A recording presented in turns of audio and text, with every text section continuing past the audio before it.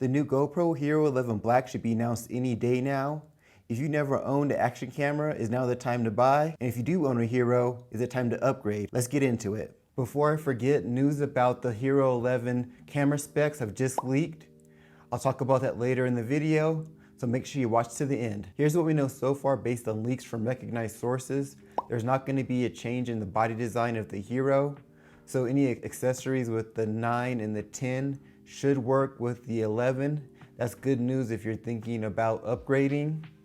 If the body design isn't changing, the next significant piece of hardware would be the processor. And last year, GoPro released the GP2. Considering it's only been a year and companies spend so much time and a ton of money to come up with their processor, they want to get more than a year out of it. So it is unlikely that we're going to see a GP3. This is important information to think about. So the 10 has the GP2, the 11 most likely is going to have the GP2. So that means whatever software updates or improvements are coming out, both cameras should be able to handle them equally. But if you have a 9 or later with the old processor, this might be a time to upgrade to the 10 or 11. Because GoPro has had a year to try to get the most out of the GP2, and hopefully they're gonna have some pretty impressive software innovation coming out when they announce it. I'm still holding out hope that we're gonna get a larger sensor.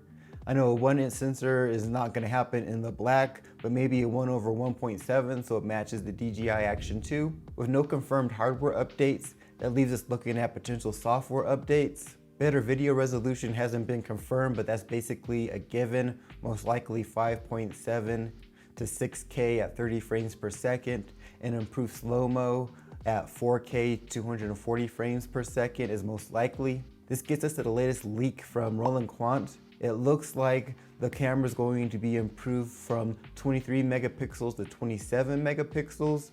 So we know we are going to get some improvements there most likely. I'm going to be bringing you the latest in GoPro news, reviews, and how-tos, so make sure you like and subscribe so you don't miss out. It's a strong possibility on the software front. We're going to see an improvement from HyperSmooth 4.0 to HyperSmooth 5.0. A feature like AI-generated background blur would be pretty awesome. If you're thinking about buying a Hero, this is a great time to do it. The 10 is a great camera, and you can probably get a good deal on it once the 11 is announced. You can get the 11 to get the latest thing, and you can get a discount of $100 off of that if you sign up for GoPro subscription program, and you can cancel it later.